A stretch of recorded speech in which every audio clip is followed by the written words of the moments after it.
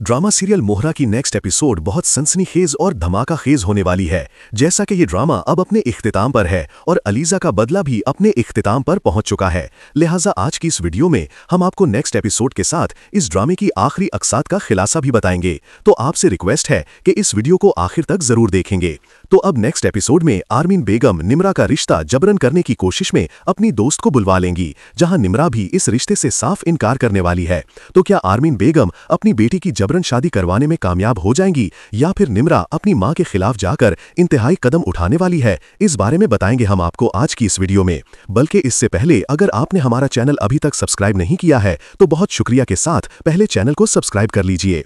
तो अब जैसा कि नाजरीन, फरीद हमदानी के दिल का गम किसी सूरत कम ही नहीं हो पा रहा। जिस तरह से सिकंदर ने बांटवारा कर दिया है और जो सिकंदर का रवैया है, इस चीज ने फरीद हमदानी को मजीद परेशानी में मुब्तला कर दिया है। बजाहिर तो सिकंदर को समझाने की हर मुमकिन कोशिश की है उन्होंने कि जिन लोगों को तुम अपने इर्द गिर्द जमा रखते हो वो तुम्हारी कंपनी का खसारा करने के सिवा कुछ नहीं करेंगे। मार्केट ट्रैपो उनकी बिल्कुल भी ठीक नहीं है और यहाँ सिकंदर भी हर मर्तबा की तरह अपने बाप की बात पर एतराज करता है और यही कहता है कि जब आप उनके साथ पार्टनरशिप करना चाहते थे जब वो ठीक थे, और अब मैं सिकंदर बिल्डर्स उनके साथ काम करना चाहता हूं तो वो लोग गलत हो गए। यहाँ हमजा ने भी फरीद हमदानी को यही समझाया कि अब वो सिकंदर को उसके हाल पर छोड़ दें, अच्छा करे या बुरा करे वो खुद भुगतेगा। और नाजरीन, सिकंदर की बर्बादी तो इसका पीछा कर रही, इसलिए अब उसे तो भुगतना ही पड़ेगा। जब असफर कुरैशी सिकंदर के साथ मिलकर 2 नंबरियां करवाएगा और मटीरियल में भी ऊंच नीच करके मुनाफे के चक्कर में उसकी कंस्ट्रक्शन कंपनी को बिठा देगा, नाजायज जगहों पर गैर कानूनी बिल्डिंग्स बनाने और खराब मटीरियल के इस्तेमाल से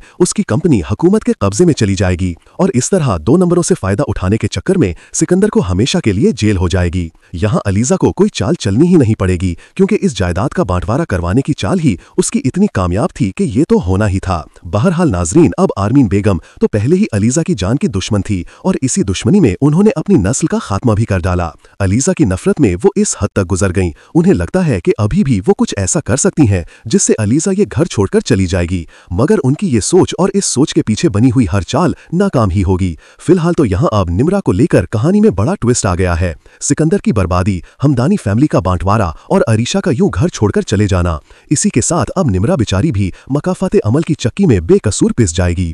इसीलिए अब जैसा कि निम्रा ने अपनी मां को साफ अल्फाज में बता दिया है कि वो दैन के अलावा किसी से भी शादी करना ही नहीं चाहती है और अगर इसकी मां ने जबरन करने की कोशिश की तो वो हर हद क्रॉस कर जाएगी, यहां तक कि वो घर से भाग जाएगी। यहां पर आरमीन बेगम का तो बस ही नहीं चला और उन्होंने निम्रा के मुंह पर थप्पड़ मारकर उसे बगावत पर उकसा दिया है।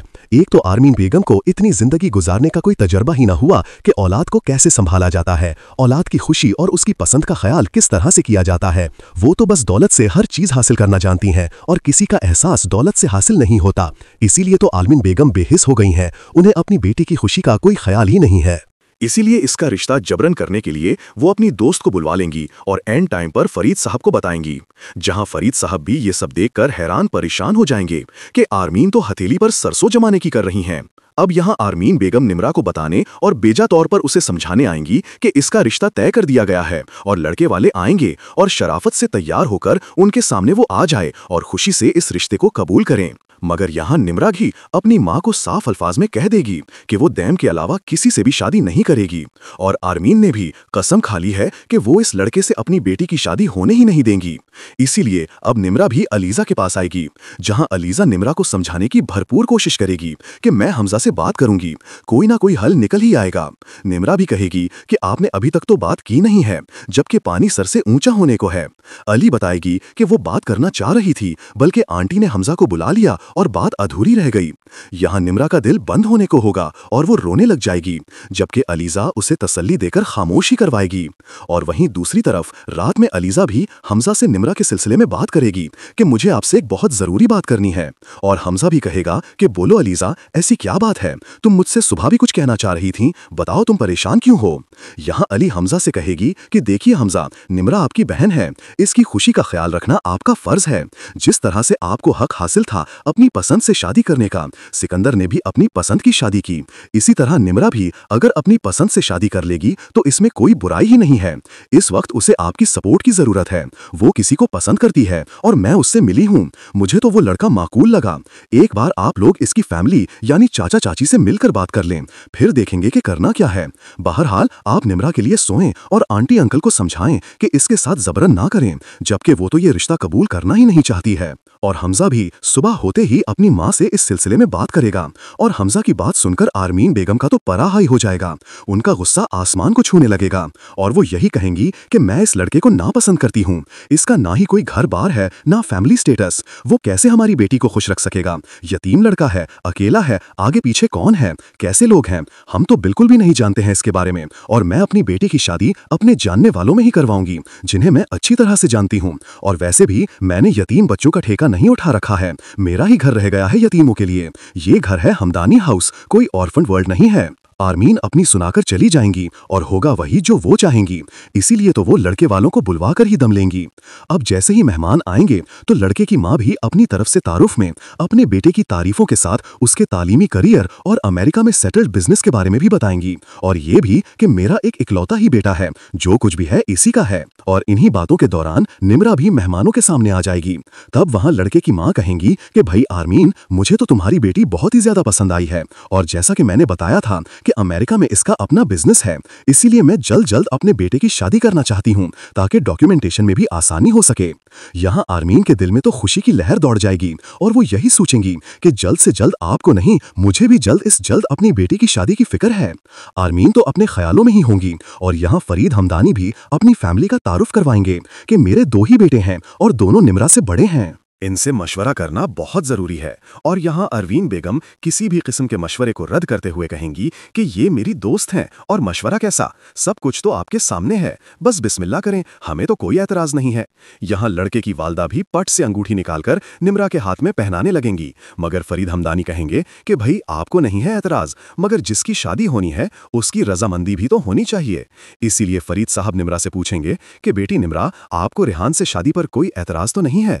अरवीन बेगम फौरन से कहेंगी कि इससे भला क्या एतराज होगा, जब बड़ों का फैसला और रजामंदी शामिल है तो ये क्या कहेगी। मगर यहाँ निम्रा साफ साफ सबके सामने कह देगी कि बाबा, मैं रेहान से शादी नहीं करना चाहती। ये कहकर निम्रा वहां से उठकर चली जाएगी और लड़के वाले भी अरवीन बेगम को खूब बातें सुनाएंगे। इनके जाने के बाद फरीद हमदानी भी अरवीन बेगम पर खूब गुस्सा होंगे कि तुमने मुझसे झूठ बोला कि तुमने निम्रा से उसकी रजामंदी जानकर ही मेहमानों को बुलाया है, और कितने झूठ बोले होंगे तुमने, जिसकी वजह से मुझे आज ये दिन देखना पड़ रहे हैं। और वहीं ये सब तमाशाबाजी देखकर अलीजा को तो बहुत ही मजा आ रहा होगा कि किस तरह से अरवीन बेगम की औलाद उनके हाथों से निकल रही है और ये घर भी रेत की तरह से इनके हाथों से निकल जा रहा है, जहां वो कुछ भी मैनेज नहीं कर पा रही हैं। अब इसी उलझन में अरवीन निम्रा के साथ बहुत बुरा सलूक करेंगी और इसे कमरे में बंद कर देंगी, और निम्रा का दरवाजा अलीजा ही आकर खोल देगी, जहां निम्रा अपनी मर्जी से डैम से कोर्ट मैरिज का सोचकर घर से निकल पड़ेगी, क्योंकि अलीजा तो सबको अच्छा अच्छा समझाती है, उसका समझाना मुखालिफ के लिए नई चाल बन जाता है। इसी तरह अलीजा ने निम्रा को अच्छा बनाकर सब कुछ समझाया और हालात इसके खिलाफ हो गए।